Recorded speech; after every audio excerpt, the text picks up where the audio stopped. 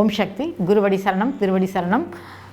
இன்றைக்கி இரத்த கொதிப்பு இல்லாதவங்க 40 வயசுக்கு மேலே பார்த்திங்கன்னா ரொம்ப குறைவுனே சொல்லலாம். இது ஏன் இரத்த கொதிப்பு, அதாவது ஹை பிளட் ப்ரெஷர் அப்படின்னு ஏன் வருதுன்னு பார்த்தோம்னா, நிறைய ஸ்ட்ரெஸ்னாலேயும் லைஃப் ஸ்டைல் மாடிஃபிகேஷன் சொல்லக்கூடிய வாழ்க்கையில் உணவு பழக்க வழக்கங்கள் மாறுபட்ட சூழ்நிலையில் வாழ்கிறது, தூக்கம் மாறுபட்டு வாழ்றது, பகலில் தூங்குறது, நைட்டில் வேலை செய்கிறது, இந்த மாதிரி மாறுபட்ட சூழ்நிலையினாலேயும் இரத்த கொதிப்பு நிறைய வருது. ஸ்ட்ரெஸ் இல்லாதவங்க இந்த காலத்தில் ரொம்ப கம்மின்னே சொல்லலாம். இது ஒபிசிட்டி இருந்தால் வரும், உடல் உழைப்பு கம்மியாக இருந்தாலும், நிறைய ஃபேட் கண்டென்ட் இருக்கிற உணவுப் பொருளை சாப்பிட்றதுனாலும் பிபி வருது. இந்த பிபியை குறைக்கிறதுக்கு அம்மா எளிமையான மருந்து சொல்லியிருக்கிறாங்க. நான் டேப்லெட் தான் எடுக்கணுமா அப்படின்லாம் நிறைய பேர் நம்ம பயந்துகிட்டே இருப்போம். இதுக்கு சிறிய உணவு பழக்க வழக்கம்தான். என்னென்னு பார்த்திங்கன்னா, வெந்தயக்கீரையும் வெள்ளரி பிஞ்சும், நல்ல சீரகம்ன்றது கியூமின் சீட்ஸ்னு சொல்லுவேன், அதை சேர்த்து அடிக்கடி உணவில் சமைச்சு சாப்பிட்டுட்டே வந்தோம்னா இரத்த கொதிப்பானது கம்மியாகும். அது இல்லாமல் வாரத்தில் ஒரு 3 நாளைக்கு வாழைப்பழத்தை சாப்பிட்டுட்டே வந்தாலும் இந்த பிபி குறையும்னு சொல்லிட்டு அம்மா சொல்லியிருக்காங்க. ஏன் இந்த வாழைப்பழத்தை சாப்பிடணுன்னு பார்த்திங்கன்னா, வாழைப்பழத்தில் பொட்டாசியம் அதிகமாக இருக்குது. இந்த பொட்டாசியம் என்ன பண்ணணும்னு பார்த்திங்கன்னா, இரத்த கொதிப்பை கம்மி பண்ணும். அது இல்லாமல் நிறைய மைக்ரோ நியூட்ரியன்ஸ், விட்டமின்ஸ் எல்லாம் இந்த வாழைப்பழத்தில் இருக்குது. இந்த வாழைப்பழம் எதுக்கெல்லாம் பயன்படுதுன்னு பார்த்திங்கன்னா, அந்த இரத்த ஓட்டத்தில் இருக்கக்கூடிய அந்த இரத்த நாளங்களை எலாஸ்டிசிட்டியை ரெகுலேட் பண்ணுற சக்தி இந்த வாழைப்பழத்துக்கு இருக்குதுன்னு சொல்லிட்டு சமீபத்திய ஆய்வுகள் நிறைய தெரிவிக்குது.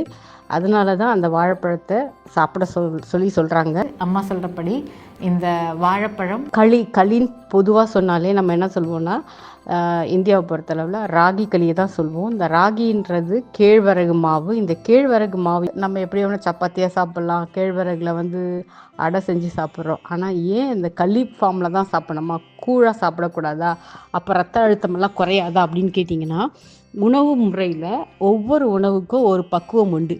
அந்த பக்குவத்தில் சாப்பிட்டா மட்டும்தான் நமக்கு உடல் சரியாகும். ஃபார் எக்ஸாம்பிள் பார்த்திங்கன்னா, அரிசி சாதம் நம்ம சாப்பிட்றோம், ஆனால் ஃபீவரோ இன்டைஜஷனோ வந்தால் அதே அரிசியை கஞ்சாக்கி லிக்விட் ஃபார்மில் நம்ம கொடுக்குறோம். ஏன்னா குடல் அப்போ தான் உறிஞ்சிற தன்மை அதுக்கு அதிகமாக இருக்கும். குடலுக்கு அதிக வேலை கொடுக்காமல் இருக்கும்போது ஜுரமானது குறையுன்றதுனால நம்ம பொதுவாக வீட்டில் கொடுப்போம். அதே மாதிரி தான் இந்த களியில் பார்த்திங்கன்னா, கூழ் ஃபார்மில் இருக்கும்பொழுது முதல்ல நம்ம புளிக்க வச்சு அதை திருப்பி வேக வச்சு மறுநாள் திருப்பி புளிக்க வச்சு கொடுக்கும் பொழுது அதில் இருக்கிற நார் சத்துக்கள் ரொம்ப மென்மையாயிடும்.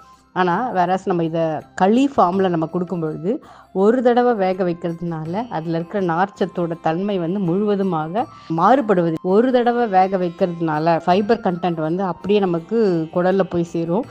இன்னொன்று இந்த கேழ்வரகு நிறைய மைக்ரோ நியூட்ரியன்ஸ் இருக்குது. இன்னொன்று ஏற்கனவே நம்ம வாழைப்பழத்துக்கு சொன்ன மாதிரியே இரத்த நாளங்களை மீள் தன்மைக்கு ரெகுலேட் பண்ணாத எலாஸ்டிசிட்டியை ரெகுலேட் பண்ணுற சக்தி இந்த கேழ்வரகுக்கும் உண்டு. அதே மாதிரி அந்த கேழ்வரகு களி ஃபார்மில் சாப்பிட்டா மட்டும்தான் அந்த இரத்த அழுத்தமானது உங்களுக்கு சரிப்படும். அதனால தான் அம்மா சொல்கிறது உணவே மருந்தாக. அந்த உணவு மருந்தாக பக்குவப்படுதலில் நோய்கள் வேறு வேறு விதமாக தீர்க்கிற அதிசயத்தை அம்மாவோட மருத்துவம் பயன்படுது.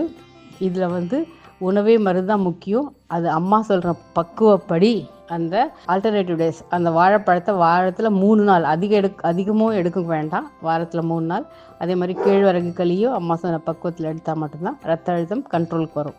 இந்த பொதுவாகவே அம்மா இரத்த கொதிப்புக்கு உப்பு, புளி, எண்ணெய் இதெல்லாம் குறைக்க சொல்லியிருக்காங்க. இது 3மே குறைச்சி சாப்பிட்டோம்னாலுமே இரத்த கொதிப்பானது கம்மியாயிடும். இரத்த கொதிப்பு இருக்கிறவங்கள பார்த்திங்கன்னா ரொம்ப சீக்கிரம் டென்ஷன் ஆகி கோவப்படுவாங்க.